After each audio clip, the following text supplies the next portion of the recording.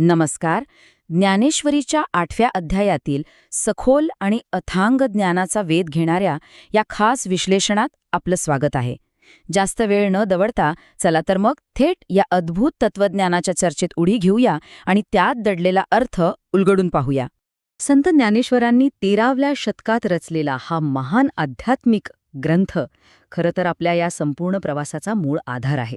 यात आपण केवळ विश्वाचे मोठे आणि अमूर्त सिद्धांत नाही पाहणार, तर एका अतिशय गहन अशा वैयक्तिक साधनेचा प्रवास समजून घेणार आहोत. आजच्या या सखोल चर्चेची ही रूपरेषा आपण प्रामुख्याने 6 टप्प्यांतून जाणार आहोत. अर्जुनाचे विश्वाविषयीचे 7 प्रश्न, त्यानंतर ब्रह्म, अध्यात्म आणि कर्म, मग अधिभूत, अधिदैव आणि अधियज्ञ, यानंतर अंतकाळातील स्मरणाचे महत्त्व, योगाभ्यास व ओंकार साधना, आणि शेवटी मानवी देहाचे खरे वास्तव. चला तर मग पुढे जाऊया. सुरुवात करूया ती एका साधकाच्या जिज्ञासेपासून. अर्जुनाचे विश्वविषयीचे 7 प्रश्न. खरं तर अर्जुनाचा मूळ प्रश्न हा अस्तित्वाच्या खऱ्या स्वरूपाविषयी आहे. त्याला भगवान श्रीकृष्णांकडून हे जाणून घ्यायचंय की या संपूर्ण विश्वाचं गूढ रहस्य नेमकं काय आहे आणि आयुष्याच्या अगदी अंतिम क्षणी परमेश्वराला कसं प्राप्त करावं. आणि म्हणूनच आपला हा मोठा आणि गुंतागुंतीचा प्रश्न त्याने या 7 अत्यंत अचूक मुद्द्यांमध्ये विभागलाय. ब्रह्म, अध्यात्म, कर्म, अधिभूत, अधिदैव, अधियज्ञ आणि मृत्यूच्या वेळी परमेश्वराला कसं जाणावं. हे 7ही प्रश्न म्हणजे अमूर्त संकल्पना आणि आयुष्याचं अंतिम सत्य या दोन्ही गोष्टी समजून घेण्याचा एक अतिशय प्रामाणिक प्रयत्न आहे. आता पाहूया यावरचं उत्तर. ब्रह्म, अध्यात्म आणि कर्म या सर्व प्रश्नांवर भगवान कृष्ण लगेच उत्तर देतात. अगदी एखाद्या मातेने आपल्या भुकेल्या बाळाला मायेने भरवावं ना, तशाच उत्कटतेने. इथे सर्वात आधी आणि सर्वात महत्त्वाची गोष्ट येते ती म्हणजे ब्रह्म. ब्रह्म हे एक अविनाशी आणि शाश्वत सत्य आहे. ते इतकं सूक्ष्म आहे ना की या भौतिक विश्वाच्या निर्मितीचा किंवा विनाशाचा त्याच्यावर काडीमात्र परिणाम होत नाही. सोप्या भाषेत सांगायचं तर सर्व गोष्टींचा तो एक कायमस्वरूपी आणि अढळ असा पाया आहे. आता या ब्रह्माच्या पायावरच अध्यात्म ही संकल्पना उभी राहते. अध्यात्म म्हणजे दुसरं तिसरं काही नसून प्रत्येक सजीवाच्या आत असलेली ती शुद्ध आणि नैसर्गिक चेतना अवस्था, आपला तो मूळ स्वभाव जो नेहमीच शाश्वत राहतो. आणि कर्म म्हणजे केवळ आपले रोजचे दैनंदिन व्यवहार नाहीत बरं का. हे समजून घेणं खूप रंजक आहे. कर्म ही ती सर्जनशील शक्ती आहे जिच्यामुळे एका अव्यक्त पोकळीतून सर्व सजीव आणि हे प्रचंड मोठं भौतिक विश्व आकाराला येतं. थोडक्यात काय तर सृष्टीची निर्मिती करणारी आणि तिला चालवणारी ही एक मूलभूत ऊर्जा आहे. पुढचा टप्पा अधिभूत, अधिदैव आणि अधियज्ञ. शाश्वत सत्यांकडून आता आपण या नाशवंत जगाकडे वळतोय. यातलं पहिलं म्हणजे अधिभूत. अधिभूत म्हणजे नाशवंत असा भौतिक निसर्ग. आता आकाशात जसे ढग एकत्र येतात आणि काही वेळाने विरून जातात, अगदी तसंच पंचमहाभूतांच्या संयोगातून हे भौतिक रूप तयार होतं आणि कालांतराने नष्टही होतं. आपल्या सभोवतालचं हे जे भौतिक जग आहे ना, ते पूर्णपणे तात्पुरतं आणि सतत बदलणारं आहे.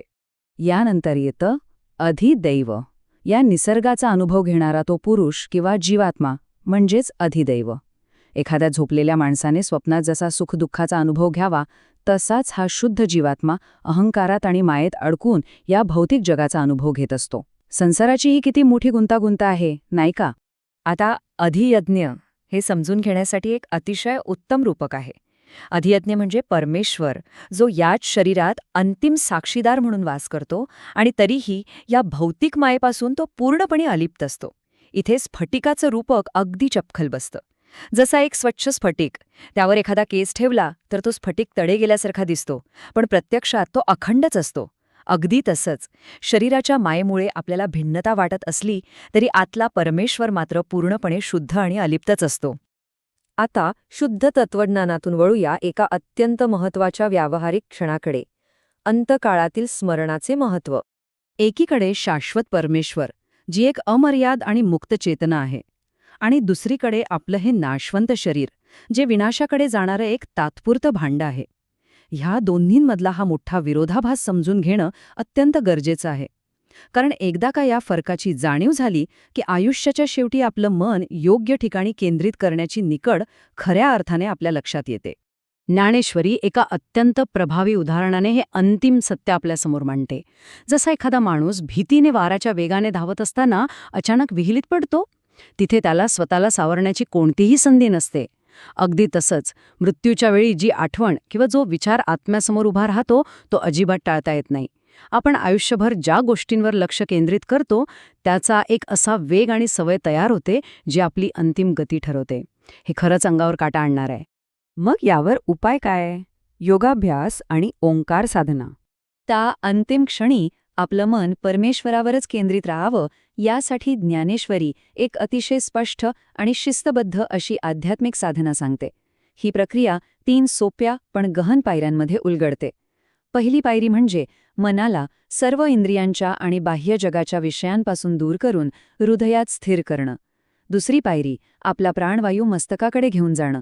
आणि तिसरी पायरी म्हणजे ओम या एका अक्षराचं उच्चारण करून परमेश्वरात विलीन होणं. या योगाभ्यासातून साधक आपली संपूर्ण ऊर्जा बाह्य जगातून काढून केवळ ईश्वरी तत्वावर केंद्रित करू शकतो. आता आपण वळूया शेवटच्या भागाकडे, मानवी देहाचे खरे वास्तव. अशा प्रकारच्या तीव्र आध्यात्मिक साधनेची प्रेरणा कुठून मिळावी? यासाठी संत ज्ञानेश्वर भौतिक अस्तित्वाचं एक अत्यंत स्पष्ट आणि कठोर वास्तव आपल्यासमोर मांडतात. हे शब्द अतिशय तीक्ष्ण आहेत. मानवी शरीराला त्यांनी चक्क विंचवाचं पेव, दुःखाची बाग, अनर्थांचा महासागर आणि मृत्यूरूपी कावळ्यांसाठी ठेवलेला बळी असं संबोधलं आहे. बापरे! या कठोर आणि थेट प्रतिमांमधून ज्ञानेश्वरांनी आपल्या शरीराविषयी असलेल्या अवाजवी आसक्तीवर थेट घाव घातला आहे. हे भौतिक शरीर म्हणजे केवळ दुःखाचं आणि क्लेशाचं साधन आहे, हेच यातून अगदी प्रकर्षाने जाणवतं. आणि यातूनच आपल्यासमोर हा अंतिम आणि विचार करायला लावणारा प्रश्न निर्माण होतो. जर हे भौतिक शरीर इतकं सदोष आणि विनाशी आहे आणि आपले अंतिम विचारच जर आपलं शाश्वत भविष्य ठरवणार आहेत, तर मग आज याच क्षणी आपलं दैनंदिन लक्ष खऱ्या अर्थाने कुठे असायला हवं? याच गहन विचाराने आपल्या आजच्या या विश्लेषणाची सांगता होते. हे केवळ समजून घेण्याचं तत्वज्ञान नाहीये, तर आपलं रोजचं आयुष्य अधिक अर्थपूर्ण बनवण्याची आणि भौतिकतेकडून शाश्वत सत्याकडे वळण्याची एक फार मोठी शिकवण आहे. विचार नक्की करा.